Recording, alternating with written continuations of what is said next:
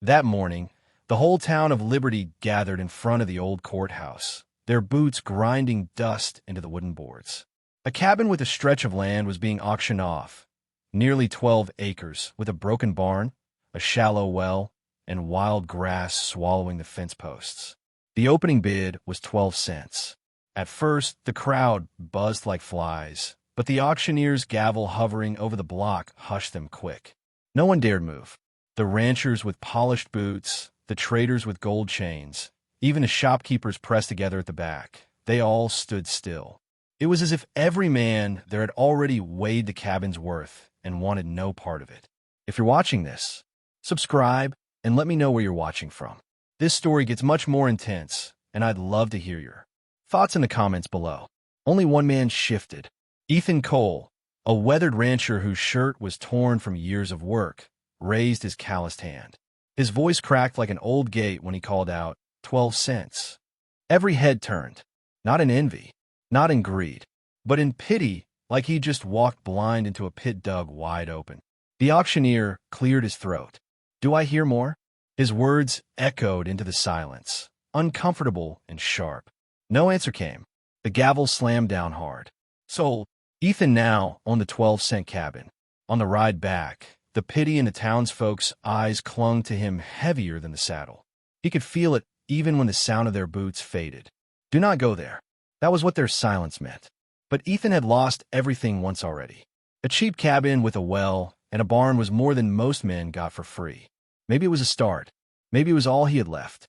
The dirt road stretched long, leading into thin woods. Evening light fell in tired streaks through the branches. When the cabin's gate came into sight, Ethan slowed his horse. The grass grew high around it, swaying in the dry wind. His heart sank when he spotted something hanging from the beam above the gate. It was a body. He dismounted quick, boots crunching on dirt. The figure was a woman. Not just any woman. She was enormous, her shoulders broader than most men, her legs long enough that even hanging, they nearly touched the ground. Her face was smeared with dust and blood, her dark eyes still cracked open, trembling like they searched for air. Ethan's knife was in his hand before he thought twice.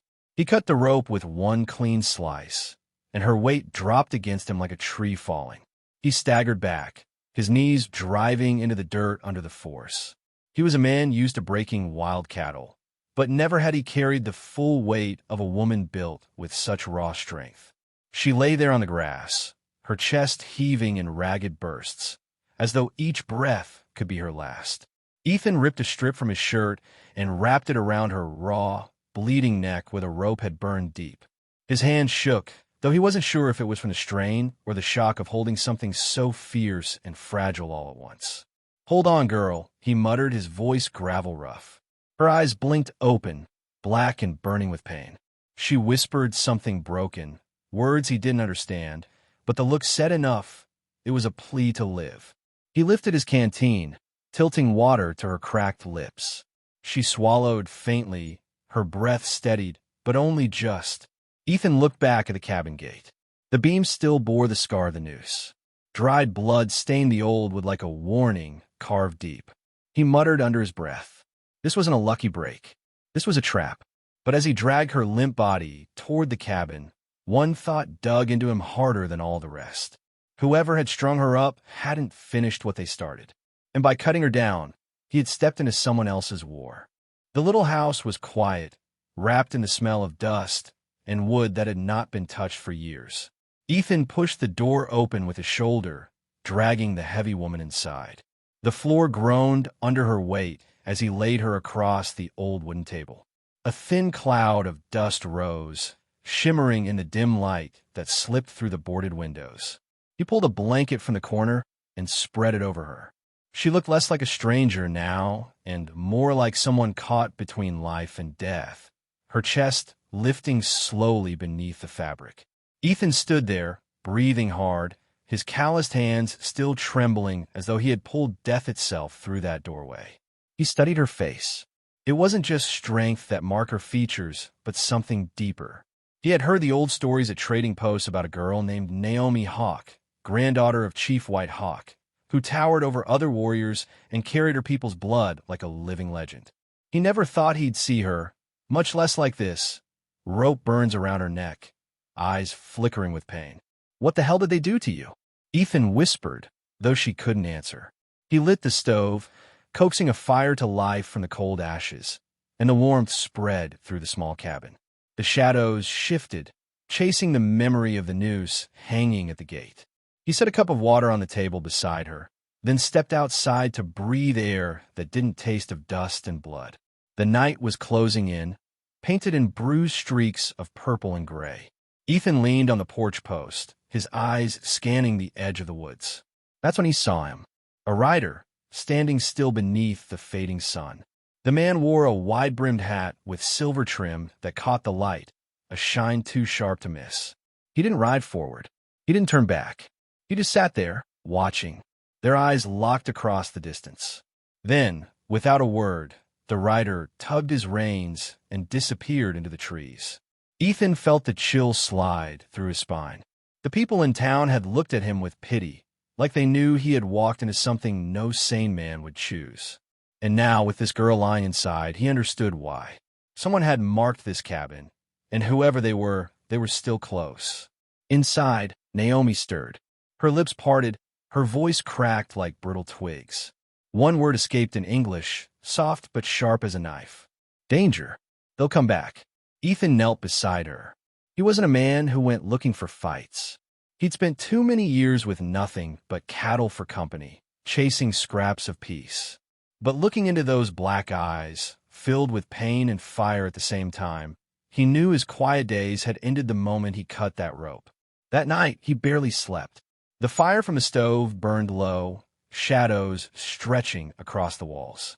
Naomi tossed under the blanket, groaning sometimes, her huge frame shifting the old table so much it creaked like it might split. Ethan sat nearby with his Winchester across his knees, his eyes fixed on the door. He had faced wolves, cattle rustlers, and storms that could tear barns apart, but nothing felt as heavy as the silence pressing on that cabin. He stared at her again, wondering what kind of cruelty strung a woman like her up in front of a gate for all to see. And worse, why the whole town had stayed quiet. By dawn, he made up his mind. She needed more than scraps of water and torn cloth. She needed medicine, fresh bandages, and food. Ethan saddled his horse, locking the door behind him. The cabin was nothing but wood and nails, but with her inside, it suddenly felt like the most fragile place in the world. The ride back into town was short, but the weight of it pressed on him the whole way. When he pushed open the general store door, the room went still. Women pretended to fold fabric. Men pretended to look at tools, but all eyes darted his way when he stepped inside. He walked straight to the counter, dropped coins onto the wood, and said in his gravel voice, "Bandages, antiseptic, food." The storekeeper, a wiry man with trembling hands, packed the supplies quietly. No questions, no chatter, just silence. He set the bag on the counter, but as Ethan reached for it, the man whispered, his voice barely carrying. "The cabin. Crow's Gate." Ethan gave a slow nod. The whole room froze. A woman dropped her sewing basket, spools of thread rolling across the wooden floor. The back door swung open. A tall man stepped in, his silver-rimmed hat glinting in the morning light. Ethan's chest tightened. It was the rider from the trees. The man's gaze was sharp, his hand resting near his gun. "Fletcher Knox," he said, his voice smooth as polished wood. "Heard you bought yourself an interesting little place." Ethan said nothing. Fletcher dropped a leather pouch onto the counter. The heavy clink of metal filled the silence. $500, he said coldly. "Hand the cabin over tonight." The whole store seemed to hold its breath. Ethan stared at the pouch, then at Fletcher. His jaw tightened. $500 for a shack? You're not buying land. You're buying something else. Fletcher's smile was thin and hard. "I'm buying your good sense. That cabin isn't for a man who wants to live long." The words settled heavy in the air, like a death sentence spoken out loud. By the time Ethan rode back, the sun had dipped behind the mountains, staining the sky with streaks of red that looked too much like blood. His horse snorted as they neared the cabin gate, the same gate where Naomi had hung, just the day before. The rope was gone, but the dark stain still clung to the beam, a mark that whispered like a ghost. Ethan tightened his grip on the sack of supplies, his mind replaying Fletcher Knox's cold warning. $500 was more than a man like him had ever held in his life. Enough to start over anywhere, far from this cursed patch of land. But Fletcher's eyes hadn't been bargaining eyes. They were the kind that told you if you refused, you wouldn't live to regret it. Inside, the cabin was warmer now, the fire flickering in the stove and painting gold across the walls. Naomi was awake, propped against the rough wood, her eyes fixed on him as he entered. In that dim light, he saw her fully for the first time. Bruises lacing her arms, muscles trembling but unbroken, a face both scarred and beautiful, carrying a weight no person should bear. "You saved me," she whispered, her English slow and broken but clear enough. Ethan set the bag down and poured her water. Couldn't just leave a person tied like an animal. She drank carefully, each swallow deliberate, then looked back at him, her dark eyes hard. "I'm Naomi Hawk, granddaughter of White Hawk, chief of the Apache. They caught me to force my people to give up our land. This cabin, it is their message." Ethan frowned. Message? She pulled the blanket tighter across her shoulders. This house once belonged to a white man, Samuel Hartwell. He found papers, real ones, showing judges and traders stole land with false documents. He hid them here. They killed him for it. Now they used this place as a warning. The words hit Ethan like a stone sinking in his chest. Papers. Evidence. A man murdered because he dared to uncover the truth. He glanced at the floorboards beneath his boots, the silence in the room suddenly heavier. "You think those papers are still here?" he asked. Her gaze drifted toward the center of the room. "I don't know, but they believe so. That is why they hung me here. I was only the proof they wanted to show my tribe. That if we speak, we die." Outside, the wind picked up, rattling the loose boards. Faint sounds of hammering drifted through the night. Ethan crept to the window and peered out. In the dark, he saw the shadows of horses moving, figures setting up camp nearby. Fletcher hadn't been bluffing. His men were watching. He turned back to Naomi. For the first time since cutting her down, he saw not just pain but fire in her eyes. A fire that refused to die. "You saved me," she said again, her voice stronger. "So now you must fight with me. If not, we both hang at that gate." Ethan's jaw tightened, his hand resting instinctively on the rifle leaning by the wall. He had been looking for a quiet life, a place where no one remembered his failures.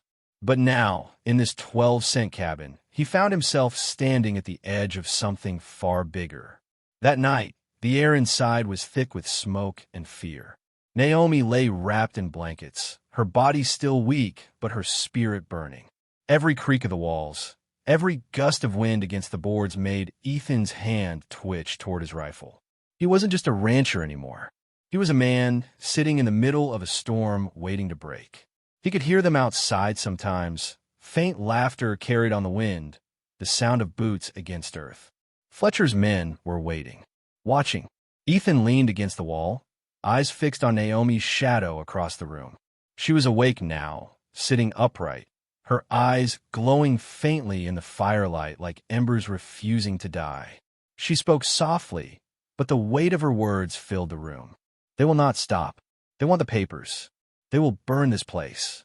They will kill us both." Ethan swallowed hard, his throat tight. He had been poor all his life, beaten down, forgotten. But when he looked at her, he knew leaving wasn't an option anymore. Not after cutting her down. Not after seeing the rope marks around her neck. He took a slow breath and answered, his voice low but steady. "Then they'll have to go through me first." By the time daylight broke again, Ethan's eyes burned from staying awake. He hadn't closed them once through the night, only sat by the window with his Winchester balanced across his lap, watching shadows shift across the dirt road. Naomi had drifted in and out of sleep, her body still fighting against the damage done. But each time she stirred, the cabin seemed too small to contain her strength.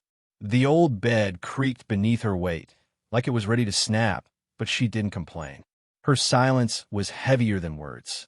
When the first light spread across the hills, Ethan knew he couldn't wait any longer.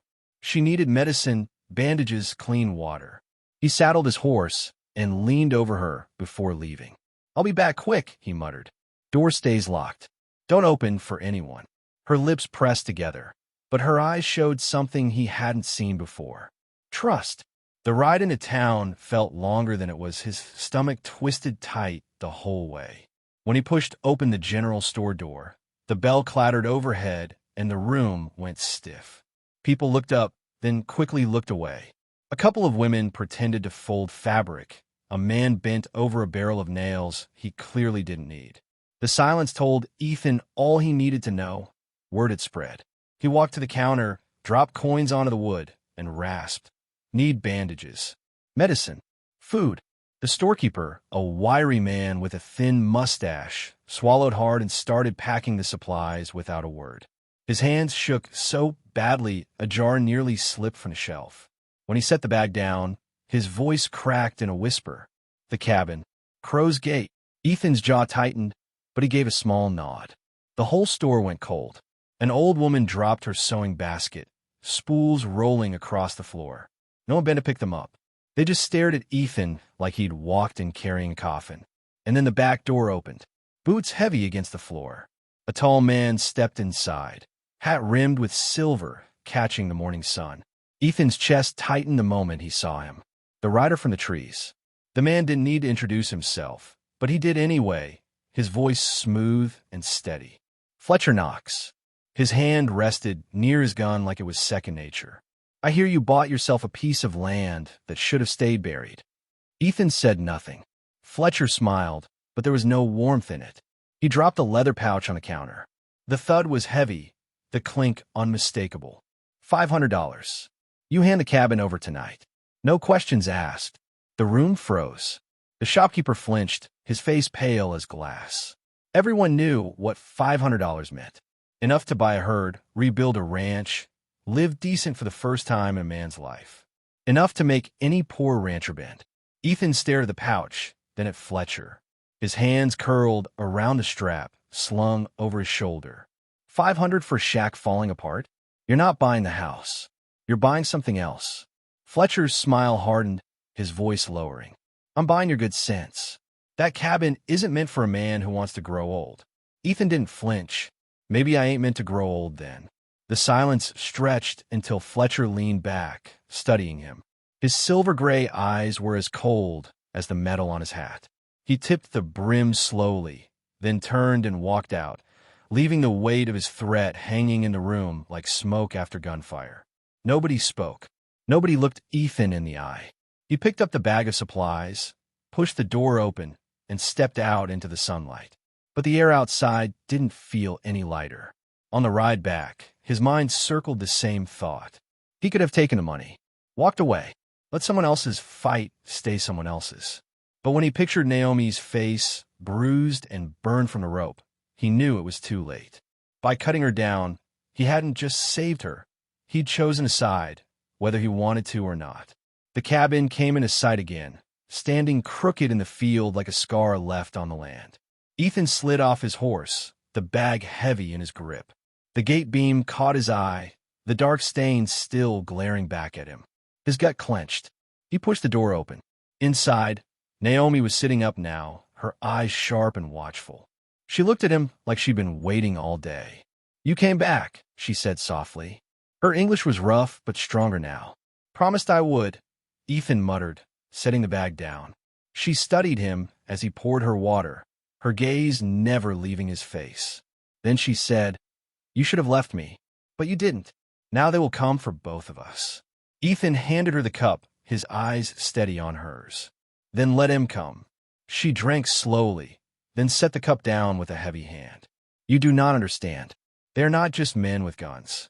They are men with power. Judges. Traitors. Men who own everything. They want the papers that are here, and they will kill everyone in their way." Ethan crouched, his voice low but firm. "I've seen enough men try to scare me out of what's mine. This place, this cabin, I paid for it, and no one's taking it." Naomi's lips curved into something almost like a smile, but there was no joy in it, only a grim kind of respect. "Then you're in this fight now. With me." The firelight flickered across her face, highlighting the bruises, the shadows under her eyes, and the strength buried deep in her jaw. Ethan saw it then, clear as day. She wasn't just asking him to fight. She was telling him that their lives had already been tied together, as tightly as the rope that had once cut her throat. Outside, the sound of hooves drifted faint across the land. Men were gathering. The storm was coming. The sun sank fast that evening, painting the sky orange and red. Ethan sat by the window, his Winchester resting across his knees. He could hear the night pressing in, quiet but heavy, like the land itself was holding its breath. Naomi lay on the old bed, wrapped in a blanket, her breathing steadier now, though every move made her wince. Each time the bed creaked under her weight, Ethan's eyes flicked toward her, worried she might break apart before she had a chance to heal. When darkness fully settled, Naomi sat up, her black eyes glowing faintly in the firelight. She looked stronger, even if her body was still bruised. "They are close," she whispered. Ethan listened. At first, there was nothing but the wind. Then he caught it, the slow, steady beat of hooves in the distance. His grip on the rifle tightened. Not long after, a voice rang through the night. "Ethan Cole, come out and talk like a man." Ethan's heart pounded as he opened the door and stepped onto the porch. Torches burned in the distance. Men on horseback lined the hilltop, their silhouettes sharp against the night. At the front sat Fletcher Knox, silver hat gleaming in the firelight, his cold eyes locked on Ethan. "It's a bit late for visitors," Ethan called, his voice hard. Fletcher let out a dry laugh. "I offered you $500 for that cabin. That offer's gone. What one is inside that house?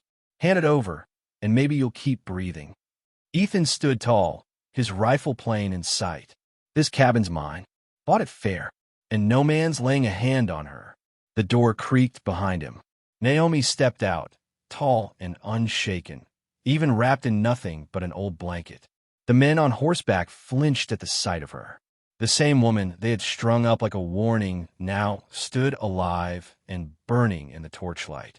"You tried to kill me," Naomi said, her voice raw but strong. "Because I know the truth. But you will not break me." Fletcher's eyes narrowed, his hand sliding toward his pistol before he slowly let it fall away. "Tough girl. But you, Ethan, you're holding on to a wounded wolf. She'll drag you straight into a bloodbath. Let her go. Walk away while you still can." Ethan looked at Naomi. Her eyes held no fear, only fire. For a moment, he saw his own life reflected there. A beaten-down rancher with nothing left to lose, now standing beside a woman the whole town wanted gone. He spat in the dirt. "I paid for this cabin, and if you want her, you'll have to go through me." Silence hung like a tight rope. Then Fletcher raised his hand. Torches lifted. Rifles slid from their holsters. Ethan backed into the cabin, pulling Naomi inside. He shoved a revolver into her hand. "Take it. Tonight we fight." The sound outside grew louder. Hooves thundered, men shouting. Torches tossed into the dry grass. Fire licked the fence posts, spreading fast. The cabin walls rattled as bullets tore through the boards. Splinters flew across the room. Ethan shoved Naomi down behind the table and fired through the window. His Winchester roared, knocking a rider clean off his horse.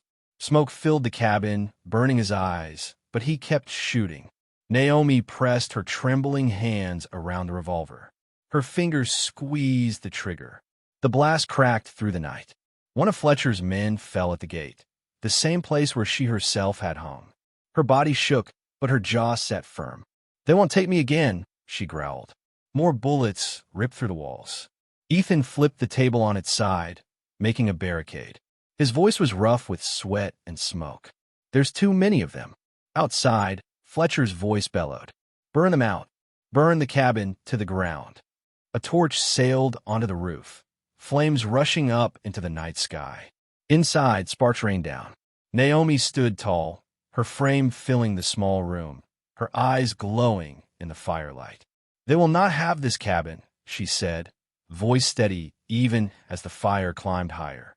"And they will not have me." Then, from far across the prairie, a low horn blew. The sound rolled like thunder through the hills. Ethan froze. Naomi's eyes widened. And then they came. Hundreds of Apache riders swept across the land under the moonlight, their war cries shaking the ground. Spears glinted, arrows flew, and the torchlight flickered against painted faces. Fletcher's men turned in panic, their horses rearing. The storm had arrived. Ethan glanced at Naomi.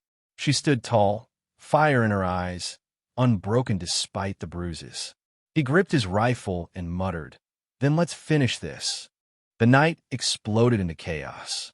Apache riders thundered across the prairie, their cries sharp as lightning, arrows streaking through the smoke-filled air. Fletcher's hired guns broke formation, some firing wildly, others pulling their horses back in fear. Torches dropped into the dirt, flames sputtering out as panic spread. From the porch, Ethan fired his Winchester, the recoil slamming against his shoulder. He dropped one rider, then another, his jaw clenched tight. Each pull of the trigger was survival, not courage. Inside, Naomi stood at the doorway, revolver in her hands, her body shaking but her eyes steady. She fired again, the blast echoing. Another of Fletcher's men fell at the gate, the same gate where her body had once hung like a warning. The fire on the roof hissed under sudden buckets of water. Apache warriors had reached the cabin, throwing water to save it even as they fought. Naomi shouted in her people's tongue, her voice breaking through the smoke.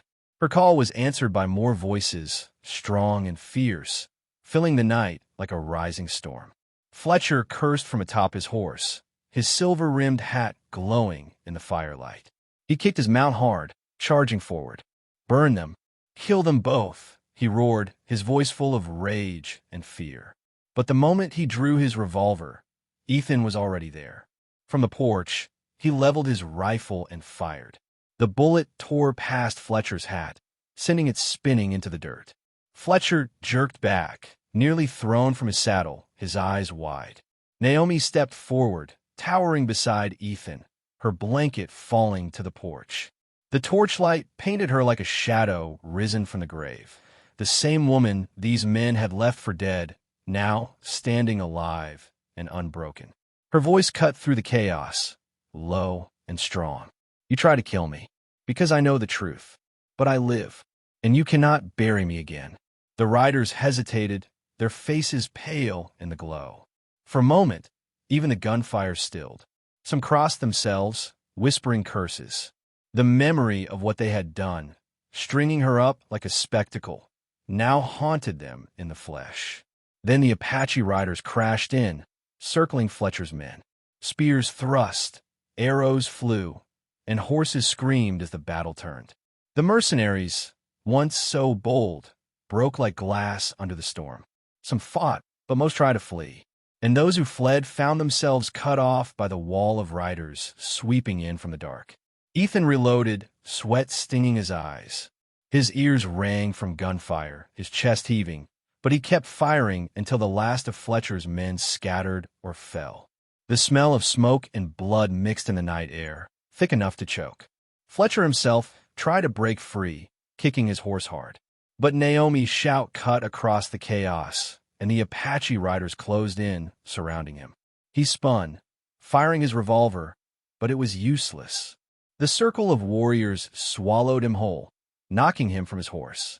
Silence came slow, broken only by the crackle of dying flames. Bodies lay scattered along the fence line, torches still burning in the dirt. Smoke curled into the night sky. Ethan stood on the porch, rifle still in hand, his chest heaving. His shirt clung to his back with sweat, his knuckles raw from the fight. Naomi stood beside him, tall and unbending, her face streaked with soot, but her eyes bright with fire. For a long moment, they just stood there, two survivors staring out at the wreck left behind. When the battle cries faded, another sound rose, the hoofbeats of riders arriving. But these weren't mercenaries. At the front rode an old man with silver hair flowing over his shoulders, his gaze sharp even through age. Chief White Hawk. Naomi let out a sob she had held back for days. She stumbled down the steps and into her grandfather's arms, her massive frame shaking against his. His arms wrapped around her tightly, his voice low but fierce. My granddaughter lives. Ethan looked away, giving them that moment, though his throat tightened at the sight. He had lost his own kin years ago, and seeing them together reopened wounds he had buried deep. Still, there was a strange comfort, too, that by cutting her down from that rope, he had helped give this old man back his family. But White Hawk's eyes soon lifted to Ethan, and his voice dropped heavy. The enemy will return. This cabin hides something they want buried forever. Ethan followed his gaze back to the house. The smoke still curled from the roof, the board scarred by bullets, but it still stood. Inside those walls lay more than just wood and dust. Something was hidden there, something men like Fletcher would die to keep secret. Naomi wiped her tears, her face hardening again as she looked at Ethan. He didn't need her to say the words. He already knew. This fight wasn't finished. Cutting her down had been only the beginning. Dawn came slow, painting the prairie red and gold, but the ground outside the cabin was already stained with darker colors. The bodies of Fletcher's men lay scattered across the fence line, horses wandering without riders, smoke curling from the burned roof. The air smelled of gunpowder, sweat, and ash. Ethan sat on the porch steps, his rifle resting against his leg, his hands still trembling from the fight. He had faced cattle rustlers before, but nothing like this. He felt hollow, as if the battle had drained the last piece of quiet he had carried with him. Naomi knelt in the dirt, her massive frame bent low in her grandfather's arms. Chief White Hawk held her, as if he had been waiting his whole life for this moment. His silver hair blew in the early wind, his voice deep and steady. My granddaughter lives, but this land is not safe. The enemy will return. Naomi's eyes burned through soot and tears as she clung to him, her strength breaking for the first time since Ethan had found her. Ethan looked away, giving them space, though the sight of them reopened old wounds in him. He remembered the graves of his family, the silence that had followed him for years. Maybe that was why he couldn't walk away from her when he found her hanging at the gate. She was someone else's family, stolen, and he couldn't stand by. When White Hawk released her, his eyes turned to Ethan. They were old eyes, but sharp and burning. This cabin hides something men will kill for, he said. Ethan nodded slowly. He remembered Naomi's words about Samuel Hartwell, the man who had lived here, the papers he had hidden. Ethan stepped back into the cabin, the floorboards groaning under his boots. The walls were riddled with bullet holes, smoke stains blackened the rafters, but the place still held a strange weight, like it was keeping his secret close. He knelt near the center of the floor and ran his hand across the planks. One section felt different, smoother, sealed with a hard black resin. His heart thumped as he whispered here. White Hawk entered with 2 warriors. At his signal, they swung their axes down. Each strike echoed through the small cabin, cracking the resin, splitting the wood. Naomi stood in the doorway, watching, her hands gripping the frame as if holding herself steady. Finally, the boards gave way. Beneath them was a hollow space, dark and waiting. Ethan reached inside and pulled out a heavy iron chest and a leather pouch thick with dust. His hands shook as he pried the chest open. The hinges creaked, and inside lay scrolls, papers, and government seals. Everyone crowded close. Ethan lifted one of the papers, his eyes scanning the words. Land deeds, signed by Judge William Crane. Another bore the red seal of Governor Marcus Webb. One by one, he pulled out more documents, payment ledgers, names, signatures, bribes to sheriffs, ranch owners, traders, some so high they could buy whole towns. Naomi's jaw tightened, her voice trembling with rage. They forged documents, sold our land again and again. Samuel Hartwell found out. He tried to tell the truth. They killed him, and they hung me at this gate to keep the tribe silent. The cabin seemed to shrink as the weight of those papers pressed in. Every sheet was proof of theft and betrayal, a blade aimed at the throats of the powerful. White Hawk's voice was quiet but hard as stone. Now you understand. Fletcher was only a dog. The masters are Crane and Webb. They will not stop. They will send soldiers. They will burn this place and kill anyone who knows. Ethan closed the chest, his calloused hands shaking. 12 cents. That was what he had paid for the cabin. 12 cents that had bought him not land, Not peace, but a grave full of secrets. His eyes met Naomi's. She stood tall despite her wounds, her dark eyes steady, her body trembling but proud. For the first time, Ethan spoke without hesitation. They wanted to silence you. But now I know too. And I swear this cabin will never be a grave again. White Hawk placed a hand on his shoulder. Then you are part of this fight. Outside, the prairie wind picked up, clouds gathering heavy and dark over the hills. The sound of hooves echoed faint in the distance. Not thunder yet, but coming. Ethan gripped his rifle, his jaw set. The storm wasn't over. It was only just beginning. By the afternoon, the wind whipped across the prairie, carrying the promise of another storm. Dark clouds rolled overhead, heavy and swollen, as if the sky itself knew blood would be spilled again. Ethan tightened the saddle straps on his horse, his rifle slung over his shoulder. Naomi stood beside him, her face hard, her jaw set. Behind her, Chief White Hawk's warriors prepared, forming a circle around the cabin. The sound came before the riders appeared, a drumbeat of hooves rolling over the land. Ethan's stomach clenched. Naomi's hand brushed against the revolver at her side. Then the horizon filled with riders. Hundreds. At the front rode Judge William Crane, his face stone cold, flanked by Governor Webb's soldiers. Their rifles gleamed in the dim light as they stopped at the very gate where Naomi had once hung. Crane's voice boomed. Hand over the chest and the girl. Do that, and maybe you live, Ethan Cole. Don't let 12 cents be your coffin. Ethan stepped onto the porch, the iron chest in one hand, the papers in the other. His voice carried across the field. These papers are enough to hang both you and your governor. You think I'll bow down? Not today. The soldiers shifted uneasy. Some glanced at each other when they heard Webb's name. They too feared betrayal. Crane snarled, raising his hand. Attack! Gunfire erupted. The air cracked with bullets. The Apache answered with a storm of arrows, their war cries shaking the ground. Horses screamed, men fell, and the battle raged at the cabin's gate. Ethan fired, dropping the first soldier, then the second. His arms shook from recoil, his ears ringing, but he kept his stance. Naomi stood at the doorway, her revolver thundering, her massive frame a shield. Each shot she fired echoed with fury, like lightning breaking the night. The soldiers faltered. Confusion spread. Some fled, others fell under the Apache riders sweeping across the field. Crane, desperate, charged forward, his pistol aimed at Ethan. But Naomi moved faster. She swung her arm, knocking the gun from his hand, and he collapsed in the dirt, his face pale as he stared at the chest in Ethan's grip.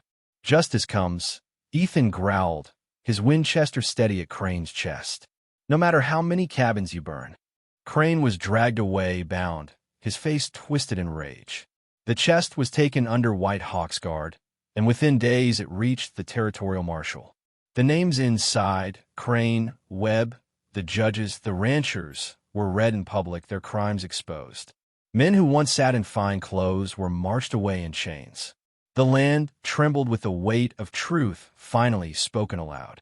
For liberty and the towns beyond, the 12-cent cabin was no longer a place of fear. It became a symbol, proof that secrets could not stay buried forever. Years passed. The prairie grass grew tall around the cabin, the wood weathered, but it still stood. Ethan often sat on the porch, Naomi at his side, both of them quiet as the wind whispered through the fields. Where a rope had once swung, a wooden sign now hung from the gate. One word carved deep, freedom. Ethan never forgot the first moment he cut that rope. He had thought he was saving one life. But in truth, he had saved his own humanity. A man beaten down, forgotten, had found purpose again in the simple act of saying no to what was wrong. And that was the lesson the cabin left behind. You don't need power to fight for what's right. You don't need gold or land or a title. Sometimes all it takes is an ordinary man choosing not to turn away, choosing to stand beside the broken and the silenced. Because justice doesn't begin in courtrooms or with governors. It begins in the heart of one person who refuses to be silent. Out there under the endless sky of the West, Even a poor rancher with nothing left could shift the weight of an entire land, simply by holding on to what was right. And that, more than gold or land or power, was what endured.